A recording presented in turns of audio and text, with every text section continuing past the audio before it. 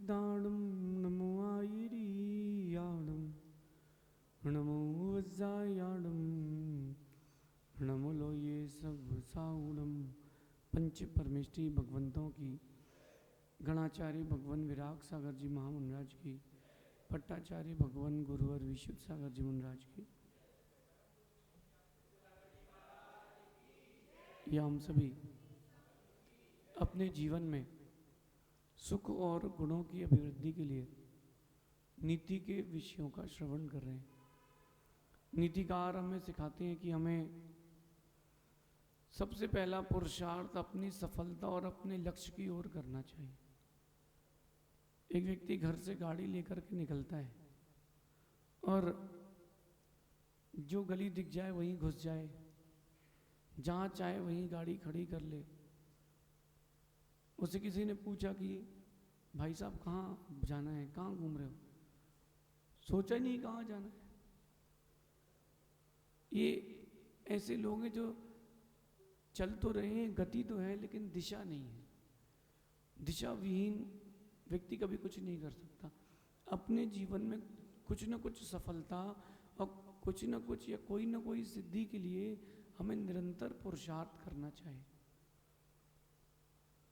और सबसे ज़्यादा अगर कोई आवश्यक है तो वो हमारे शब्दों का, हमारे भावों का उन्नयन।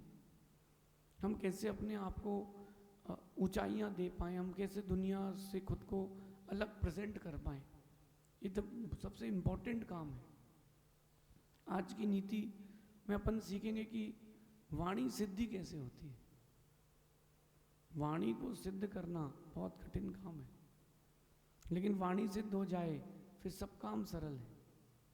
आप देखना, मैं एक बात कहता हूँ आपसे, पैसा कमाना बहुत कठिन है। पैसा कमा लो उसके बाद सब सरल है। शादी कर ली किसी ने, शादी करने के बाद पत्नी पति के अनुकूल हो और पति पत्नी के अनुकूल हो तो शादी करना तो सरल है, लेकिन जो परस्पर में एक साथ जो सहभागिता है, वो एक दूसरे का सहयोग करे, ये बहुत कठिन है। इसलिए सबसे कठिन काम वाणी सिद्धि। और नीतिकार कहते हैं कि इसके 5 उपाय हैं। आप जो बोलोगे वो होगा, या जो होने वाला होगा वो आप बोलोगे। इसके लिए बाहर और अंदर के मिलाकर के 5 उपाय हैं। सबसे पहला उपाय होता है कम बोले और काम का बोले। हर किसी के कंठ में सरस्वती नहीं आती ना, हर किसी के शब्द सरस्वती की तरह आकर्षित होते हैं। कई लोगों के कंठ बहुत सुरीले होते हैं, लेकिन कोई सुनना पसंद नहीं करता। कई लोगों के कंठ ऐसे होते हैं जो सुरीले नहीं होते, फिर भी लोग सुनना पसंद करते हैं। और कुछ ऐसे होते हैं लता मंगेशकर की तरह, सुरीले भी हैं और सुनना भी पसंद करते हैं। उनको वाणी सिद्ध है। आप भी वाणी सिद्धि का पुरुषार्थ करें। सबसे पहली एक जो उपाय है वो है कम बोलें, काम का बोलें। जितना आप कम बोलेंगे, जितना यूजफुल बोलेंगे, लोग उतना आपके शब्दों से आकर्षित रहेंगे। जितना कम बोलेंगे उतना अधिक आपके अंदर शक्ति का संग्रह रहेगा। 2 घंटे 3 घंटे खड़े हैं चौराहे पर, बातें कर रहे हैं लोग, फोन पर बातें कर रहे हैं, कोई सेंस ही नहीं है, कोई प्रयोजन ही नहीं है। उन शब्दों का, उन भावों का जीवन में कोई स्थान ही नहीं है, और उसी में आप परेशान हो रहे हो। बिल्कुल नहीं, बिल्कुल नहीं। कम बोलें और काम का बोलें। जितना पूछा जाए उतना बोलें, कम बोलें। और ये सबसे पहली और सबसे कठिन है। जब आपके पास ज्ञान हो और कोई पूछ नहीं रहा हो, तब देखो अंदर कैसी खुजली होती है। मैं बताऊं, ये व्यक्ति कभी वाणी सिद्ध नहीं कर पाएगा। जो कम बोलते, काम का बोलते हैं, वो गंभीर होते हैं। जो कम बोले, कम काम का बोले, और सुने भी तो व्यवस्थित सुने। चीज़ों को ज़्यादा देर तक अंदर ना रख पाए। सरस्वती वहीं रहती है जहाँ आनंद रहता है। हर जगह थोड़ा ना सरस्वती रहेगी। दूसरा उपाय, धीरे बोलें। कुछ लोगों की आदत होती है वो चिल्ला चिल्ला के बोलते हैं। वो हाड़ौती में तो ऐसा है, राजस्थान में, कि ऐसा लगता है कि लड़ रहे हैं। भिंड तरफ आप जाओ, दो मित्र बात करेंगे, आपको लगा कि अभी निकली बंदूक और अभी निकली लठ। धीरे बोलना सीखें। धीरे बोलने से तात्पर्य इतना धीरे भी नहीं कि सामने वाला परेशान हो। एक जो आपकी पिच है वो व्यवस्थित होना चाहिए। व्यक्ति ज़्यादा तेज आप बोलोगे तो व्यक्ति का जो आकर्षण है आपके प्रति वो खत्म हो जाएगा। वो बोलेगा भैया थोड़ा धीरे। कई बार आरती वगैरह होती, सिंगर्स आते हैं, वो इतना तेज चिल्ला चिल्ला के गाते हैं, ऐसा लगता है कि बस आज आखिरी दिन है जिंदगी का, गा लो, कल तो मिलेगा ही नहीं बोलने। घर में भी ऐसे होता है। धीरे। एक लड़का एक लड़की देखने गया शादी के पहले, तो भाई लड़का लड़की 2 मिनट बात तो करते ही हैं। तो लड़की ने कुछ कहा तो लड़के ने कहा थोड़ा आपकी आवाज़ सुनाई नहीं दी। नहीं मैं इतनी धीरे बोलती हूँ। अच्छा, लड़का खुश हो गया, शादी हो गई। शादी के बाद उसने वीडियो बना के डाला, खतरनाक। बोले क्या? लड़की चिल्लाती इससे धीरे नहीं बोल सकती मैं। समझ में आ गया कि नहीं? अरे बोले उस समय वो तो ड्रामा था, अब तू मेरे बस में है। समझें, धीरे बोलना सीखें। मैं आपको प्रवचन दे रहा हूँ, नीति कक्षा ले रहा हूँ, कितना पोलाइटली चल रहा है। कहीं आप बैठ कर के बोलें और हजारों लोग टिमकार आंखों की बस करके आपको देख रहे हो, पिन ड्रॉप साइलेंट रहे। ऐसे दिन के लिए आपको एक मीडियम पिच में बोलना पड़ेगा। बीच में लगता है कि हाँ कुछ जरूरी है, तो थोड़ी सा आप पिच ऊपर करके वापस ले आए। धीरे बोले। परस्पर में धीरे बोलेंगे तो झगड़ा भी नहीं होगा और आपको वाणी सिद्धि होगी। कल मुझसे कोई पूछ रहा था कि आपको वाणी सिद्धि कैसे है, तो मैंने कहा नीति इसी पे लिख देते हैं। तीसरा उपाय मोस्ट इंपॉर्टेंट, अच्छा बोले, मीठा बोले। गलत व्यक्ति भी आपके सामने आ जाए तो भी उससे अच्छा बोलें। गलत वो है, हम अपनी भाषा को, अपनी वाणी को गलत क्यों करें? एक व्यक्ति ने आपके घर के बाहर गाड़ी खड़ी थी, उस पर कचरा डाल दिया। आपने कैमरा देखा, उसमें आ गया कि इसने आपकी गाड़ी के ऊपर कचरा डाल दिया। ठीक है, आप उससे बात करने गए, भैया आपने क्या किया है? तो अच्छे शब्दों का प्रयोग करें। हो सकता है कि वो अच्छे भाषा वाला नहीं हो, गाली दे, फिर भी आप गाली ना दें। मीठे और अच्छे शब्दों का प्रयोग करें। लखनऊ आप जाओ, वहाँ 2 लोगों की लड़ाई हो जाए तो क्या बोलते हैं? देखिए साहब, आप हमारे उपान आपके सिर माथे बिराजे। उपाना ये ने जूते, हमारे जूते तुम्हारे सिर माथे बिराजे। गाली नहीं दी उसने, लेकिन दे दी उसने। जब भी मौका पड़े, समय खराब हो या आपको लग रहा है कि अब कंट्रोल के बाहर है, अच्छे शब्दों का प्रयोग करें। आइए आइए आइए बैठिए, आप थोड़ा लेट आए हैं, कोई बात नहीं, क्योंकि सामने वाले का सुधार हो ना हो, अपना बिगाड़ हो जाएगा और हमें अपना बिगाड़ नहीं करना। मीठा बोले, अच्छा बोले, हर किसी से अच्छे से बात करें। ये मीठे बोलने से मतलब वो चाशनी वाला नहीं, शब्दों का प्रयोग अच्छा करें। जैसे आप कहीं बैठे हैं और आपको किसी जानवर की बात करना है, तो वो जो शब्द आपकी भाषा को नीचे ले जाए उसका प्रयोग ना करें। गली में घूमने वाला जानवर बोल दें, वो जानवर जो भौंकता है, स्वान। लेकिन जो शब्द मैं नहीं कह रहा हूं उसको नहीं कहना है, समझ रहे ना आप? उसको आप मन में सोच चुके लेकिन कह नहीं रहे हो, वैसे ही ध्यान रखना है। ये तीसरी और चौथी बात जो मेरे जीवन का मोस्ट इंपॉर्टेंट अनुभव रहा, मेरे जीवन के लिए कि स्तंभ रहा, गुरु मंत्र का अंतर मन में जाप। जो गुरु मंत्र गुरु जी ने दिया हो, आपने गुरु जी से गुरु बना करके लिया हो, उसका अंतर मन में जाप करें श्रद्धा के साथ। ध्यान रखना, सरस्वती चल के आएगी, सरस्वती चल के आएगी, वाणी सिद्धि होगी। गुरु मंत्र की आवृत्ति करें। चक्की होती, चक्की तो 2 पाटे घूमते हैं, उन 2 पाटे के घूमने से गेहूं पिसता है, सही है? 2 पाटों के घूमने से गेहूं पिसता है, सिद्धि हो गई, गेहूं से आटा हो गया। आवृत्ति, विज्ञान कहता है कि एक सिद्धांत है आवृत्ति का, जितनी अधिक आवृत्ति करेंगे उतनी अधिक ऊर्जा बनती है।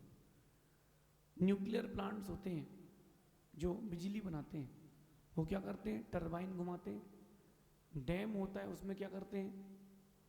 टरबाइन घुमाते हैं। पवन चक्की होती है, उसमें क्या करते हैं? टरबाइन घुमाते हैं।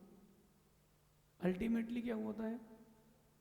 टरबाइन। आवृत्ति, जितना आप पुनः पुनः अभ्यास करते हैं पढ़ाई का, उसमें होती आवृत्ति।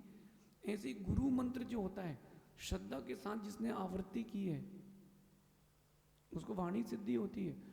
लोगों को लगता है कि मैं क्या प्रयोग करता हूँ, मैं कोई प्रयोग नहीं करता।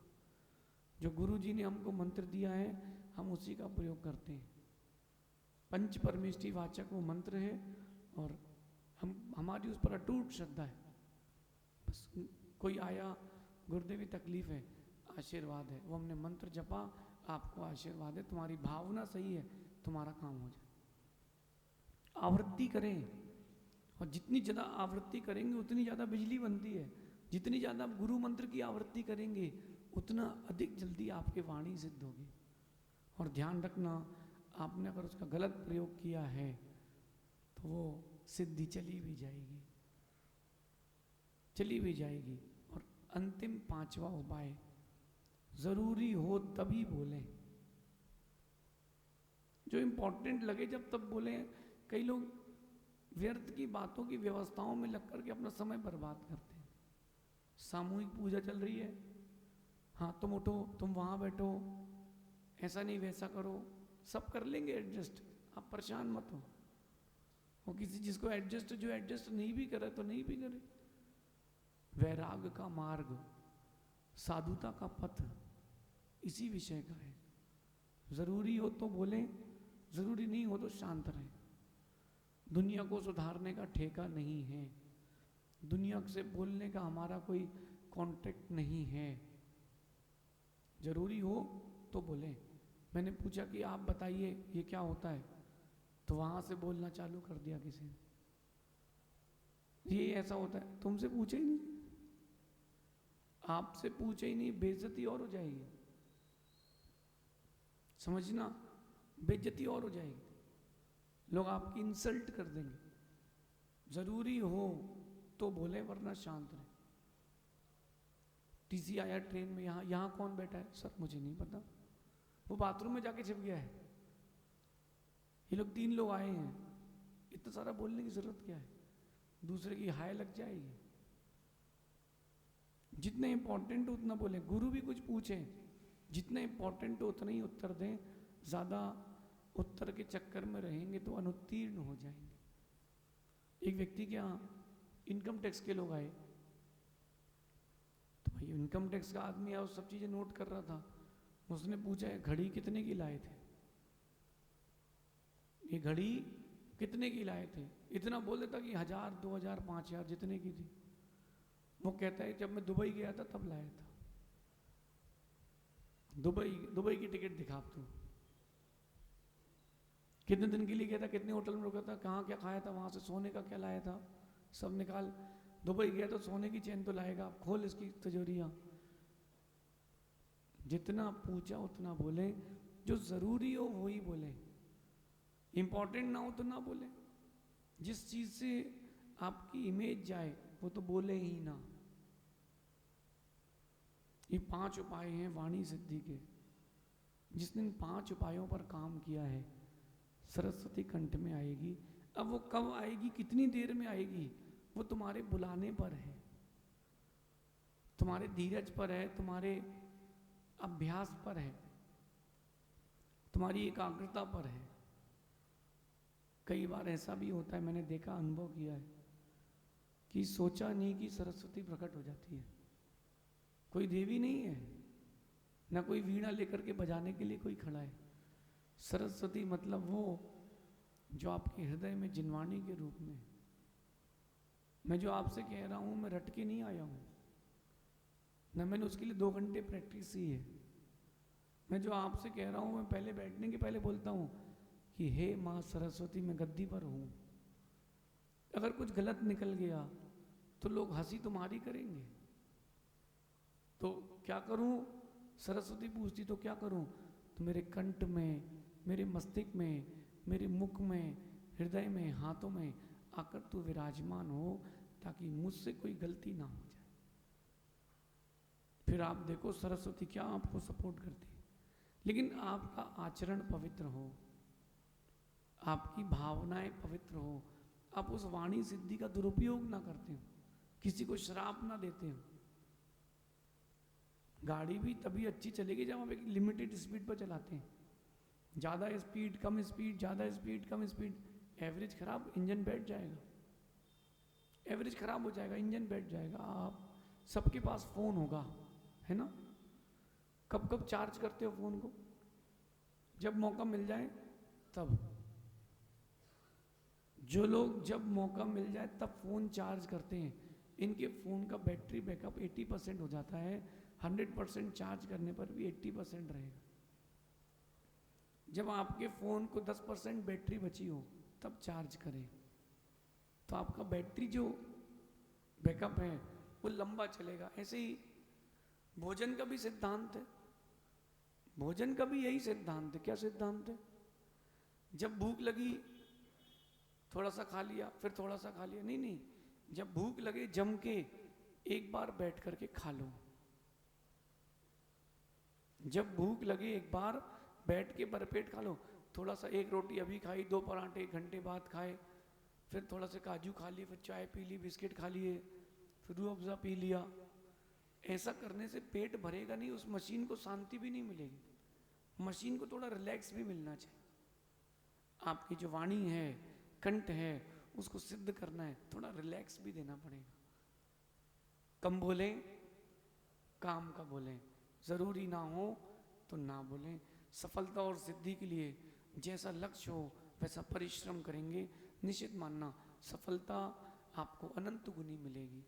मेरे जीवन का अनुभव है, क्योंकि मैंने हर दिन सीखा है, हर दिन कुछ नया निर्णय लिया है, और इससे मैं बहुत सफलता को प्राप्त हुआ हूँ, और आप भी इसी से सफलता को प्राप्त हो सकते हैं।